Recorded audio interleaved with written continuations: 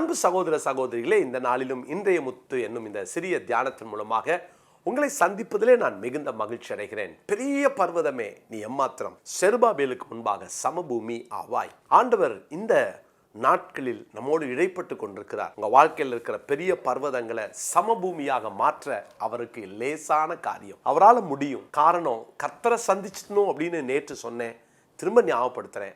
தயவு செய்து கர்த்தரை சந்திச்சிருங்க. தேவனை சந்திக்காம நீங்க யாரையும் சந்திக்க முயற்சி செய்யாதீங்க.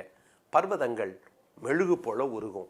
இன்னைக்கு இன்னொரு காரியத்தை உங்களோடு தாவீதின் வாழ்க்கையிலிருந்து நான் பகிர்ந்து கொள்ள போகிறேன். ஆண்டவர் எனக்கு அவருடைய வெளிச்சத்தில் கற்றுக் கொடுத்ததை உங்களோடு நான் பகிர்ந்து கொள்கிறேன். 1 சாமுவேல் 17ஆம் அதிகாரம் 43வது வசனம். பெலிஸ்தன் தாவீதை பார்த்து, நீ தடிகளோடே என்னிடத்திற்கு வர நான் நாயா என்று சொல்லி அவன் தன் தேவர்களை கொண்டு தாவீதை சபித்தான். பாருங்க எவ்வளவு தைரியம். தாவீது இப்பொழுது கோலியாத்தை பார்க்கும்போது மற்றவர்கள் எல்லார் பார்வையை விட தாவீதின் பார்வை வித்தியாசமாக இருந்தது. நான் ஒரு வார்த்தையில சொல்ல போனா, தாவீது தனக்கு முன்பாக இருந்த பெரிய பர்வதத்தை மதிக்கல. இன்னைக்கு நம்ம ரொம்ப நம்முடைய பர்வதங்களை மதிக்கிறோம். யோசித்து பாருங்க, கோலியாத்தினுடைய விரல்களை எல்லாம் எண்ணி வச்சிருந்தாங்க இஸ்ரவேல் ஜனங்கள். ஏன்னா அவனை குறித்து பயோடாட்டாவை சவுல் கொடுக்கிறார். அவன் சிறு வயது முதற்கொண்டு யுத்த வீரன், நீ சின்ன பையன், உனக்கு யுத்தம் தெரியாது. தாவீது அப்பதான் சொல்றாரு, கர்த்தர் என்னை சிங்கத்துக்கிட்டையும் கரடி கிட்டையும் போராட வச்சு நான் ஜெயிச்சுட்டேன்ப்பா. அவர் என்னை ஏற்கனவே பழக்குவித்து விட்டார். ஆண்டவர் எனக்கு ட்ரைனிங் கொடுத்துட்டார். என்னுடைய விரல்களை யுத்தத்திற்கு பழக்குவித்தார், என்னுடைய கைகளை போருக்கு பழக்குவித்தார். ஆண்டவர் என்னை பழக்குவித்து இப்ப என்னை கொண்டாந்து நிறுத்தி இருக்கிறார். அருமையான தேவனுடைய பிள்ளைகளே, தாவீதுனுடைய அனுபவத்தை கூர்ந்து பாருங்க. தாவீது கோலியாத்து கிட்ட பேசுறதுக்கு முன்பாக தன் செய்கைகளே அதை காண்பித்தான். அவன் அதை அவமதித்தான். தாவீது அங்கே அந்த கோலியாத்தை பார்த்த விதம் வேறு. அந்த கோலியாத்தையோ அவன் உயரத்தையோ அவனுடைய மற்ற எந்த காரியத்தையோ அவன் அங்கே மதிக்கவில்லை. இன்னைக்கு நிறைய சூழ்நிலைகள்ல நம்ம ரொம்ப பிரச்சனைகளுக்கு மதிப்பு கொடுத்து நம்ம ரொம்ப அதில் பழகிட்டதுனால நம்மளால அந்த பிரச்சனையை ரொம்ப பெருசா பேச ஆரம்பிச்சிட்டோம். அதனாலதான் நம்ம கூட இருக்கிற ஆண்டவரை கூட மறந்துட்டோம். பிரியமானவர்களே, நீங்கள் பெரிய பர்வதத்தை சமபூமியா பார்க்கணுமா? அது அப்படி மாறணுமா? நம்ம செய்ய வேண்டிய காரியம் என்ன தெரியுமா? அதற்கு கொடுக்கிற மதிப்பை முதல்ல நிறுத்துங்க. பெரிய பர்வதம், அது உயரம் எவ்வளவு தெரியுமா? அது ஆழம் எவ்வளவு பெருசு தெரியுமா? அது அகலம் எவ்வளவு பெருசு தெரியுமா? இது என் மேல மோதிச்சுன்னா என்ன ஆகும் தெரியுமா? இப்படியெல்லாம் நீங்க பேசுறத இன்னையோட கூட நிறுத்திடுங்க. அருமையான தேவனுடைய பிள்ளைகளே, அந்த பர்வதத்தை மதிப்பதை நிறுத்தி விடுங்கள்.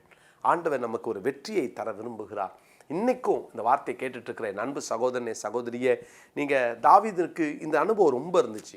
ஒரு தடவை நீங்க 2 சாமுவேல் 16ஆம் அதிகாரத்தின் 7வது வசனத்துல பார்த்தீங்கன்னா சீமேயை குறித்து வாசிக்கிறோம். சீமேயை தாவீதை தூஷிச்சுக்கிட்டே வரான். பாருங்க, தாவீது கூட இருக்கிறவங்களாம் சொல்றாங்க, ஐயா நீங்க ஒரு வார்த்தை சொல்லுங்க அப்படின்றாங்க.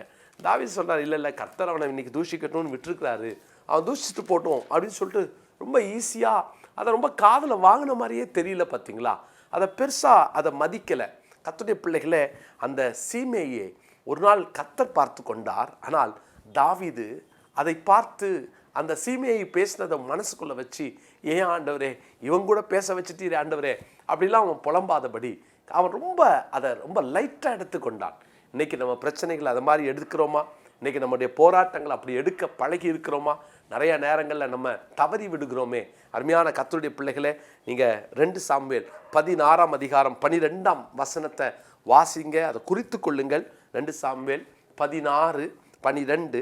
ஒருவேளை கர்த்தர் என் சிறுமையை பார்த்து இந்த நாளில் அவன் நிந்தித்த நிந்தனைக்கு பதிலாக எனக்கு நன்மையை சரி கட்டுவார் என்றான். இந்த நாளில் அவன் நிந்தித்த நிந்தனைக்கு பதிலாக நன்மையை சரி கட்டுவார்.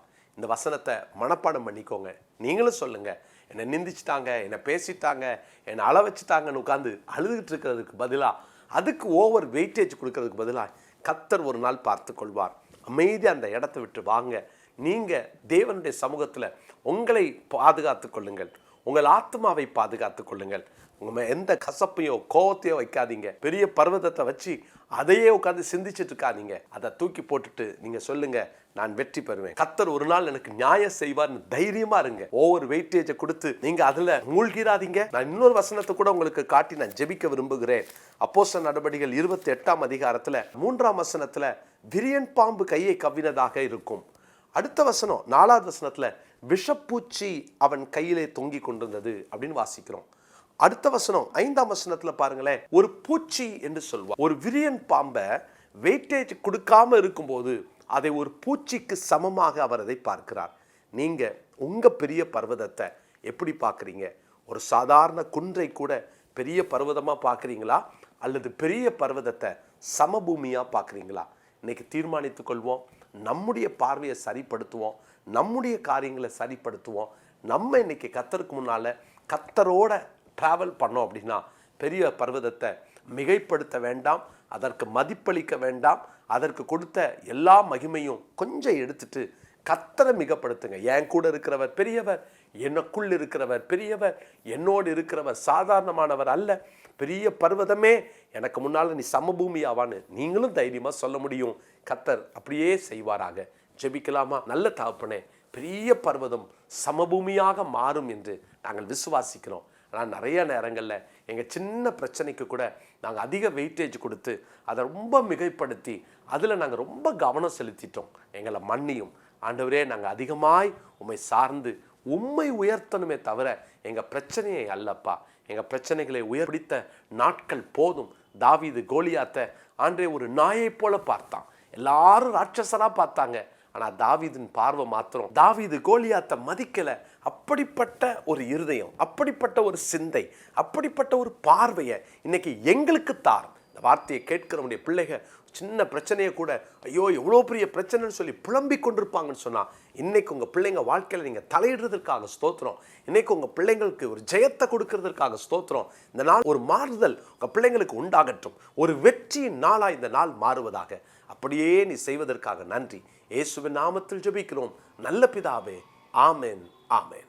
பிரியமானவர்களே, 1 இயரில் பைபிள் படித்து முடிக்கிற காரியம் போன வருஷம் நான் செய்ய முடியல, நடுவில் விட்டுட்டேன்னா இந்த வருஷம் திரும்ப ஜாயின் பண்ணுங்கள். உடனடியாக ஃபோன் பண்ணி நீங்கள் அந்த வாட்ஸ்அப் குரூப்பில் சேர்ந்துட்டிங்கன்னா நாங்கள் உங்களுக்கு ஒவ்வொரு நாளும் அதை படித்து முடிச்சோன்னே நீங்கள் போல் பண்ணுறதுக்கு ஒரு வசதி இருக்கிறது. உங்களை உற்சாகப்படுத்திக்கிட்டே இருப்போம். இந்த வருஷம் என்னுடைய பிள்ளைகளே, நான் இன்னொரு ஆசைப்படுறேன். எத்தனை பேர் இதுக்கு நீங்கள் சரின்னு சொல்கிறீங்களோ? காலையில் ஒரு தடவை சாயங்காலம் ஒரு தடவை படிக்கலாமா? இந்த வருஷம் 2 தடவை படிக்க பிளான் பண்ணுவோம். கர்த்தர் கிருபை தருவார். ஒரு தடவைக்கே ட்ரை பண்ணுறேன், முடியலையே பிரதர் அப்படின்றீங்களா? 2 முறை முயற்சி பண்ணுங்கள். கஷ்டன்றவங்க ஒரு தடவையாவது படிச்சிருங்க. நம்ம சேர்ந்து படிக்கலாம். ஆயுசு காலத்தில் நம்ம எப்படி ஒரு 100 தடவையாவது பைபிளை படித்து முடிக்க ஒரு தீர்மானம் எடுப்போம். கர்த்தர் உதவி செய்வார். இந்த மாதிரி ஆலய கட்டுமான பணிகளுக்காக ஜெபம் பண்ணிக்கோங்க. கர்நாடகாலையும் வட இந்தியாவில் ஒரிசாவிலையும் 2 சர்ச்சஸ் கட்டி முடிக்க வேண்டிய கட்டாயத்தில் இருக்கிறோம். நீங்கள் ஏவப்பட்டால் அதற்கு கொடுத்து உதவலாம். விங்ஸ் ஆஃப் விக்டரிக்கு கூட மாதம் 1000 ரூபாய் கொடுக்குறவர்கள் எனக்கு தேவை. கிட்டத்தட்ட எங்களுக்கு 500 பேர் தேவை. மாதம் 1000 ரூபாய் கொடுக்குறவங்க.